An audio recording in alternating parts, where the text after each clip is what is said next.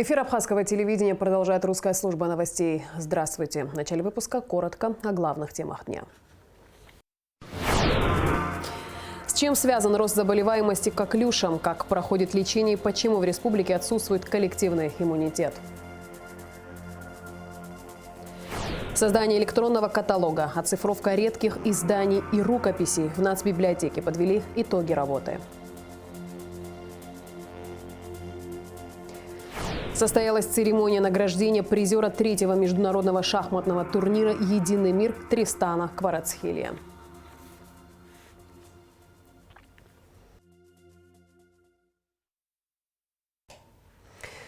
В Народном собрании состоялось заседание парламентского комитета по экономической политике, реформам и информационным технологиям, на котором обсуждалась ситуация на топливном рынке Абхазии.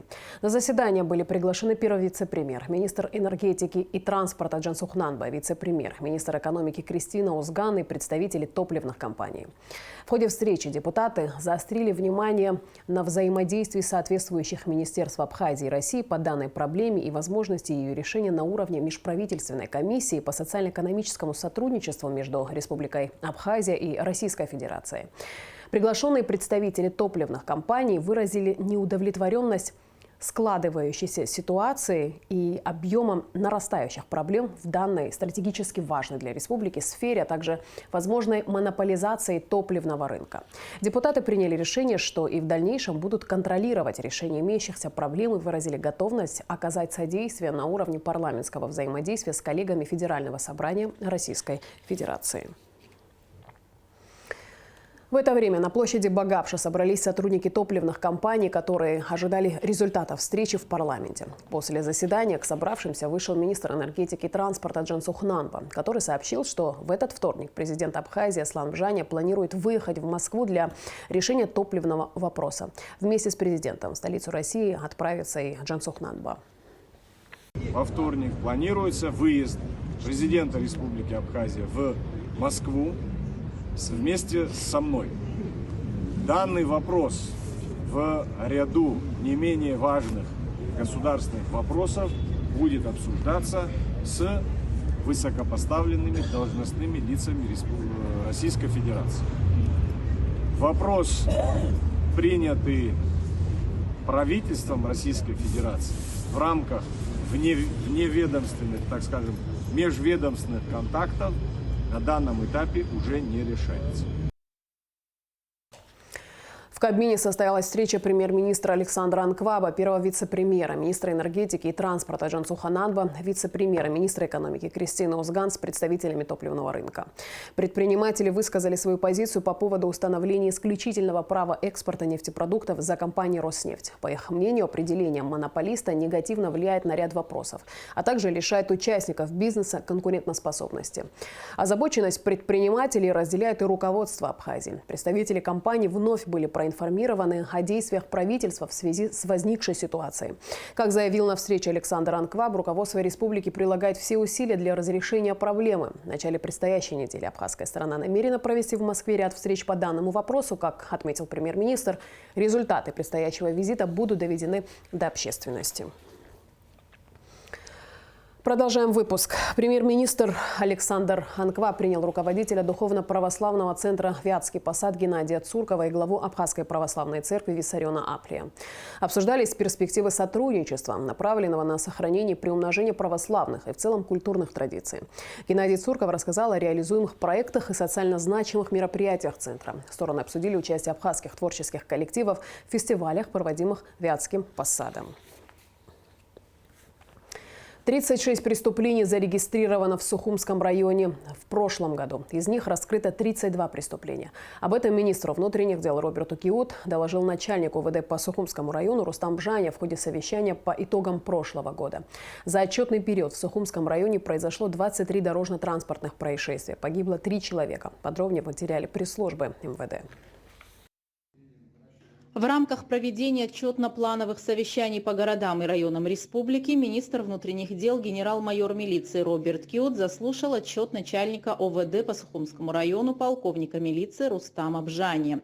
В совещании также принял участие первый заместитель министра внутренних дел Руслан Ажиба, глава района Алхаз Читанава, представители районных прокуратуры и отдела СГБ. Бжани доложил руководству о том, что за 12 месяцев 2023 года на территории Сухумского района зарегистрировано всего 36 преступлений. Из них 32, если в процентах взять, 88,9 раскрыто. А по сравнению с аналогичным годом было зарегистрировано 40 преступлений. Из них было раскрыто тогда 35. То есть намечается тенденция на уменьшение на 4 единицы преступлений. По результатам работы отмечается рост тяжких преступлений. В этом году, за отчетный год, зарегистрировано 12 преступлений, из них 9 раскрыто. В процентном соотношении 75. За аналогичный период прошлого года зарегистрировано было 11, из них было раскрыто 8. На сегодняшний день у нас такие виды преступлений: это покушение на убийство, тяжкие телесные повреждения, поджоги, кражи, грабежи, разбой одним, незаконный оборот оружия, незаконный оборот наркотиков и прочие преступления, которые были зарегистрированы за весь отчетный период. Согласно отчету, снизилось количество преступлений против жизни и здоровья граждан. В структуре преступности против собственности определяющее место принадлежит кражам. Их за 12 месяцев 2023 года было зарегистрировано 2 против 1 за аналогичный период прошлого года. Наблюдается снижение преступности по таким видам преступлений, как хищение оружия и боеприпасов, хулиганство, незаконный оборот оружия, незаконный оборот наркотических средств. Проводились работы по привлечению к ответственности лиц, занимающихся незаконным оборотом наркотических средств, в результате которого было выявлено 8 преступлений уголовного характера. Из-за незаконного оборота было изъято 22,488 граммов метадона, 1 килограмм 235 914 граммов каннабиса, то есть марихуану, 12,6 граммов прегабалина, 2,243 грамма мефедрона. Генерал-майор милиции Роберт Кьют назвал работу в части борьбы с незаконным оборотом наркотических средств неудовлетворительной. Министр поручил ОВД по Сухумскому району проработать план мероприятий СУКОН МВД Республики в целях улучшения показателей. Но в этом направлении вам необходимо усилить работу. Скажу вам так, наверное, с учетом географического расположения вашего района, здесь очень большое количество закладок. Буквально недавно, я тебе тоже на днях звонил, практически весь Сухумский район усеян закладками. Сумасшедший, то есть куда не поедешь, везде только одно и говорят, что вот в нашем районе, везде, в каждом селе здесь это происходит. Я считаю, необходимо как-то проработать план мероприятий, может, совместно с СУКОНом или вообще в целом по району нужно эту тему почистить. И вот эти цифры, когда вот здесь я считаю, что за употребление в течение года было сюда доставлено 64 человека, с учетом наличия такого количества наркоманов, бегающих и рыскающих в районе, это очень маленькое количество. Я считаю, что в этом направлении вам необходимо поработать. За отчетный период сотрудниками отдела уголовного розыска УВД было проведено 323 профилактических мероприятий. В 2023 году на территории Сухрайона зарегистрировано 23 дорожно-транспортных происшествий против 20 в 2022 году. В результате ДТП погибло 3 человека против 1 в 2022 году. 43 человека получили ранения различной степени тяжести против 39 в 2022 году. Основная часть ДТП совершаются практически на 91-95 километре республиканской трассы Псоу-Ингур в селе Верхняя Шера Сухумского района. В этом направлении министр Роберт Кьют также поручил усилить работу.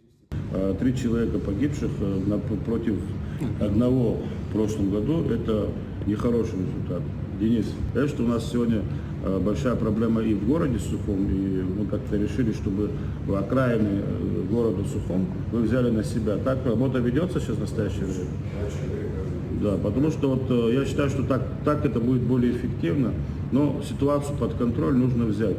В 2023 году отделом милиции велась активная работа в части борьбы с незаконной добычей криптовалюты в Сухумском районе. Было выявлено 10 новых майнинг-ферм. Все они обесточены. Изъято 196 аппаратов по добыче криптовалюты. Министр Роберт Кьют поручил активировать работу в этой отрасли, отметив, что от нее напрямую зависит энергетическая безопасность страны. Двое граждан Таджикистана и гражданин России задержаны сотрудниками МВД по подозрению в торговле наркотиками на территории Абхазии. Изъято наркотическое средство в особо крупном размере. Детали в оперативной съемке МВД. Двое жителей Республики Таджикистан и гражданин Российской Федерации задержаны сотрудниками ОКОН МВД Абхазии.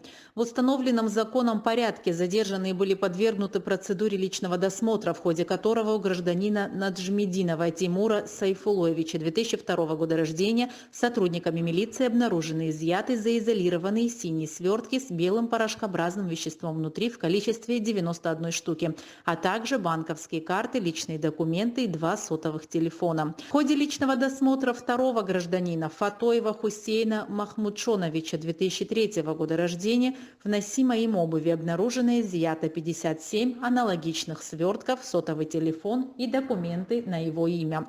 Данные граждане сотрудниками ОКОН были задержаны в селе Дзыгута Сухумского района по подозрению в незаконном приобретении, хранении, перевозке и сбытии наркотических средств путем так называемых тайных закладок на территории Республики Абхазия. 39 аналогично упакованных свертков с белым порошкообразным веществом внутри, сотовый телефон и банковские карты обнаружены при личном досмотре Махмадизода Шухрата Ниматула 2005 года рождения. В результате дальнейших оперативно-розыскных мероприятий в отношении вышеназванных лиц сотрудниками Управления по контролю за оборотом наркотиков МВД Абхазии при обследовании различных участков местности в городе Сухум по улице 2-я Тоннельная с участием задержанных и граждан, приглашенных в качестве понятых, обнаружены 6 потайных мест, из которых изъяты свертки с наркотическим веществом, уже подготовленные к реализации. Граждане Наджмединов, Фатоев и Махмадизода, действуя по предварительному сговору между собой и с неустановленным следствием лицом под псевдонимом Далер, выступающим в роли координатора с целью личного материального обогащения, используя координаты геолокацию, переданные последним через мобильное приложение WhatsApp, незаконно приобрели с целью последующего сбыта наркотическое средство метадон. Общая масса наркотического средства, изъятая у задержанных, согласно экспертной справке, составила свыше 188 граммов, что является особо крупным размером. Расследование в рамках уголовного дела, возбужденного в соответствии с пунктом В части 3 статьи 224 Уголовного кодекса Республики Абхазия, проводит Следственное управление МВД Республики. Злоумышленники решением суда города Сухум заключены под стражу.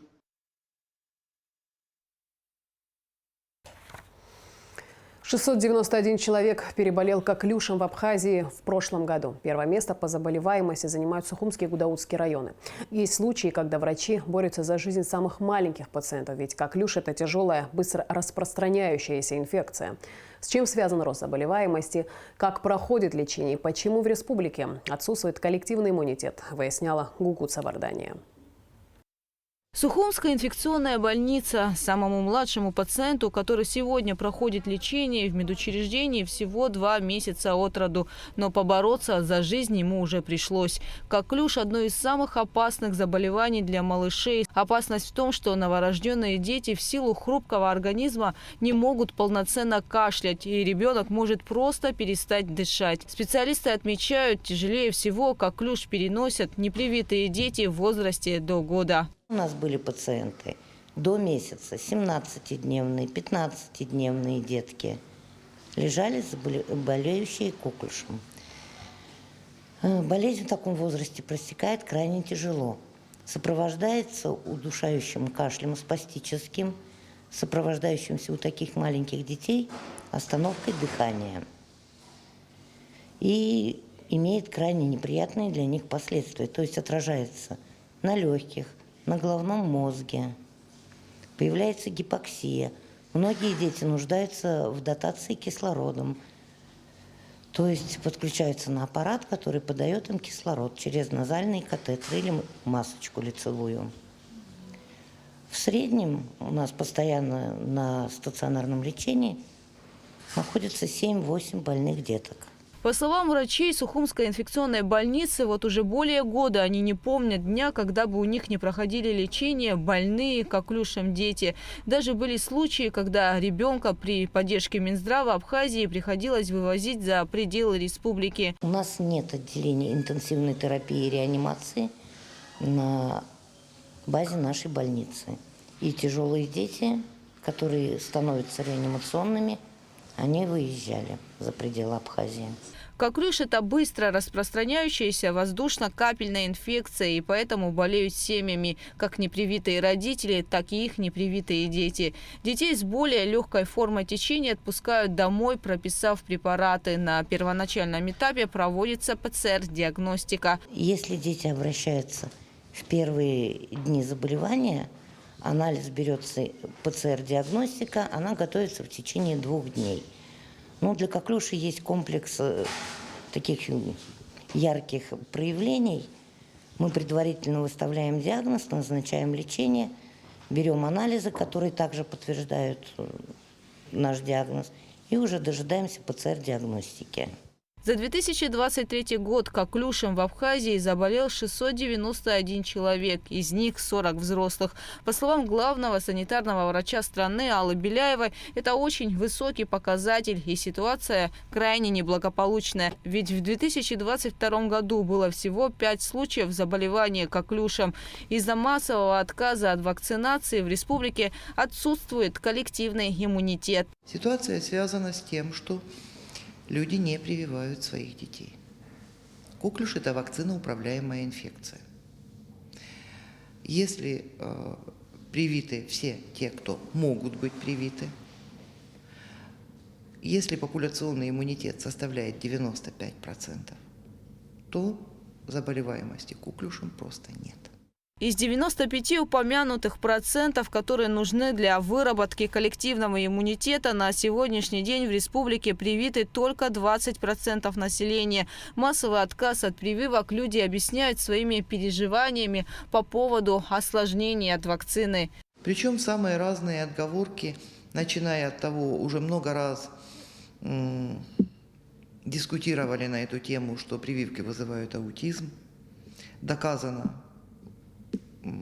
что они его не вызывают, просто в тот возраст, когда идут наибольшее количество прививок, примерно в том же возрасте возникают первые симптомы аутизма. Прививай ты его, не прививай ты его. Результат будет одинаковый. А дальше наши граждане, еще одна отговорка, что мы не знаем какие-то вакцины. Хотя те вакцины, которые у нас идут бесплатно, в той же России люди приобретают эти вакцины за свои деньги. Больше всего родители переживают по поводу современных обновленных вакцин, считая, что они не могут заменить советские. Однако, по словам специалистов, бояться нечего. Они изготовлены по тому же методу. Советская вакцина была достаточно тяжелой. Для ребенка первых месяцев жизни за счет именно коклюшного элемента там использовалась убитая цельная бактерия коклюша. И из-за этого она переносилась достаточно тяжело.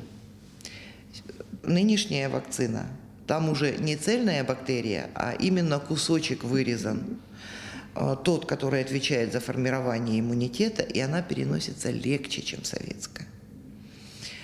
Притом методика создания этих вакцин не новая. Это не те вакцины, которые использовались за рубежом против ковида, новейшие, неиспробованные и так далее.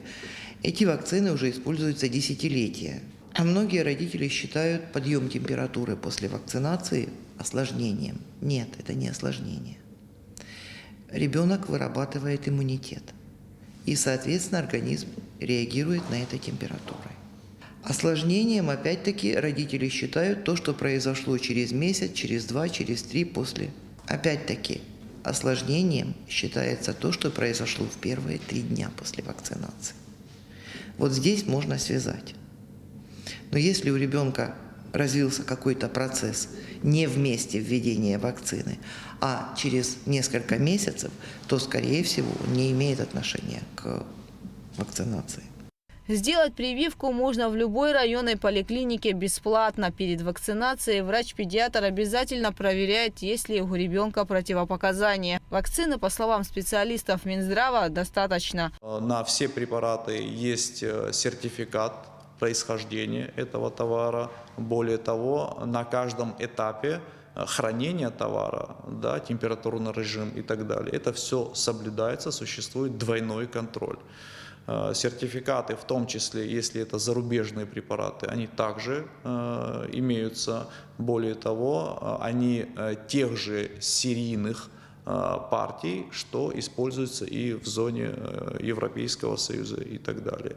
Собственно говоря, по российским вакцинам также нету никаких вопросов. Естественно, существуют все сертификаты качества. Более того, хотелось бы подчеркнуть, что эти вакцины сделаны на основе старых, имеющихся советских стандартов производства этих препаратов. Отсутствие коллективного иммунитета – серьезная проблема, которая может привести к росту и других инфекций. Выходом, по словам медиков, является вакцинация, которая помогает избежать сотни летальных случаев и эпидемий. Специалисты призывают прислушаться к их мнению и защитить себя и своих близких от опасных заболеваний. Гугу Савардания, Михаил Братухин, Абхазское телевидение. Создание электронного каталога, оцифровка редких изданий и рукописей и другие важные мероприятия. В Национальной библиотеке имени Ивана Попаскир подвели итоги работы за 2023 год. На отчетном собрании была и наша съемочная группа. Национальная библиотека – общедоступное культурно-просветительское и научно-информационное учреждение с многоотраслевым библиотечным фондом. Библиотечное обслуживание пользователей – центральное направление деятельности и важнейшая функция библиотеки. Подводя итоги прошлого года, заместитель директора по научной части Амза Агарба выделила такие достижения, как создание электронного каталога и оцифровки редких изданий и рукописей. На сегодняшний день автоматизированы многие процессы библиотечной работы. Важнейшую роль среди новых информационных подсистем библиотеки играет электронный каталог. Именно электронный каталог открывает быстрый и качественный доступ к информационным ресурсам библиотеки. Электронный каталог Национальной библиотеки ведется в соответствии с правилами программного обеспечения АБИС-ИРБИС, с библиотечными правилами описания, инструкциями по вводу, в соответствии с российскими правилами каталогизации с межгосударственным стандартом ГОСТом 2018 года. За 2023 год в Национальную библиотеку поступило 4567 экземпляров книг. Все книги введены в электронный каталог, и на каждый документ распечатано необходимое количество каталожных карточек и индикаторов. Здание Национальной библиотеки было капитально отремонтировано в 2015 году. С этого времени все содержимое книгохранилища находится в первичном состоянии. Также сохраняется профессиональный уровень специалистов, проводятся различные повышения квалификации за рубежом. К примеру, в прошлом году 2 сотрудников учреждения прошли онлайн-обучение в России, отмечает директор библиотеки Борис Чалария. Они ездили еще, работали в режиме онлайн на местах, а потом на неделю ездили в саму Москву и там успешно себя проявили. Так что мы вот таких подготовленных, специалистов имеем уже 2. Это Асида Тамазовна, поздравляю. И вот такая группа изданий, они будут нам годиться. 2, там, Лаина, Черкесия. Пожалуйста, вручаю. С отчетом о деятельности хозяйственного отдела выступил заместитель директора по хозяйственной части Юрий Бжания. Он отметил необходимость соблюдения норм безопасности в здании библиотеки. Из-за света, из-за воды портится имущество. Чтобы вот этого не было, я прошу иметь в виду всегда, каждый день, каждый час, каждый сотрудник, начиная от охранника и библиотекаря и руководства, это мы отвечаем за сохранность. У нас в положении расписано, что не только заводдел, все мы имеем отношение к ценностям. Стоит отметить, что с этого года увеличена зарплата основным сотрудникам Национальной библиотеки. В прошлом году нашим достижением является то, что мы оплатили большие долги, задолженности нашей библиотеки, такие как водоканал, который у нас числится с 2013 года. Оплатили также систему, правда, долг также висит небольшой, но старые счета мы закрыли. Также оплатили счета по Черноморэнерго за 2021-2022 года, там более 200 тысяч. В счете того, что нам министерство вовремя не датировало денежку, мы не смогли оплатить новые счета, и у нас образовалась задолженность в размере более 360 тысяч рублей, то есть за 2023 год. На собрании был представлен календарь знаменательных дат Абхазии. Это ежегодное иллюстрированное издание, главная цель которого – предоставление читателям различной информации по истории, культуре, науке и искусству страны. После подведения итогов отчетного собрания работники Национальной библиотеки наметили план работы на этот год. Ульяна Рожкова, Алика Гухава, Абхазское телевидение. На официальном сайте Московского педагогического государственного университета открылась персональная онлайн-выставка рисунков «Портреты воинов», члена Союзов художников Абхазии и России Руслана Габлия. Данная онлайн-выставка является первым шагом в сотрудничестве между Министерством культуры Абхазии, Абхазским государственным университетом и художниками-преподавателями кафедры рисунка художественно-графического факультета Института изящных искусств МПГУ.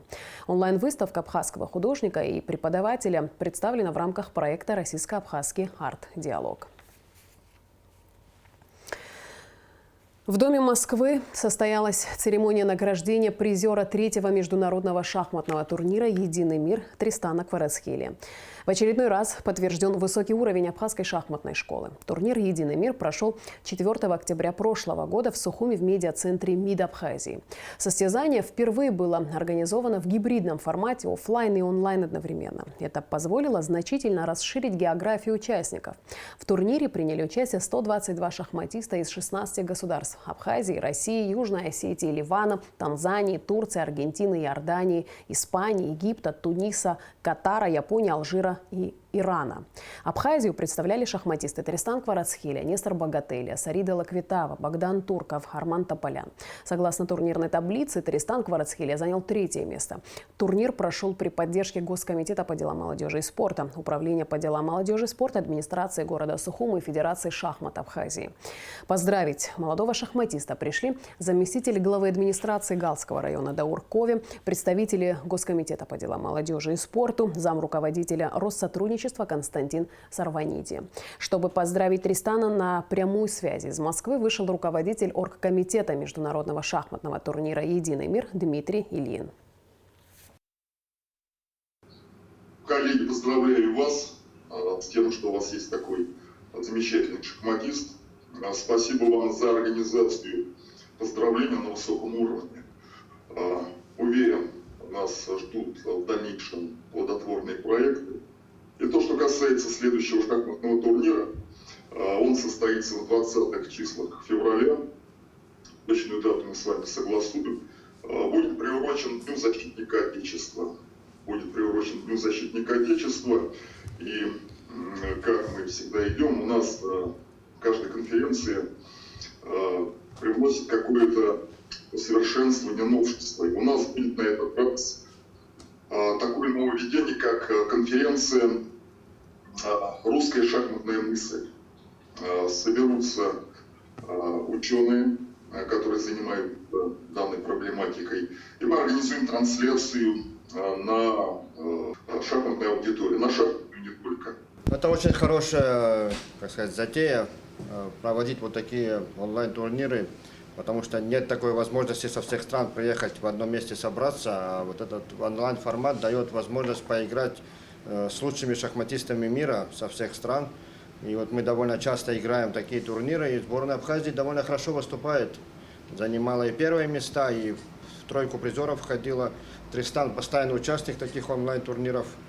И надеемся, что в будущем тоже будем проводить такие турниры для того, чтобы Абхазия выходила на такой международный уровень, и абхазских шахматистов знал весь мир.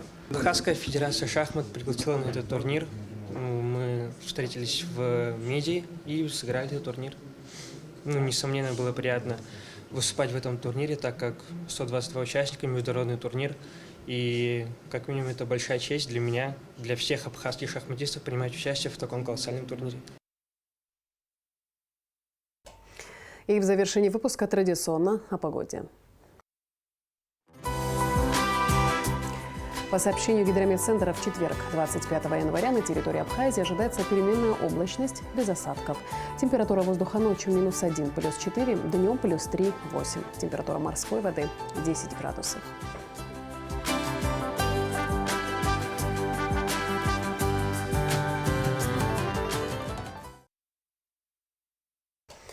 На этом наш выпуск завершен. Я с вами прощаюсь. Абхазское телевидение продолжает свою работу.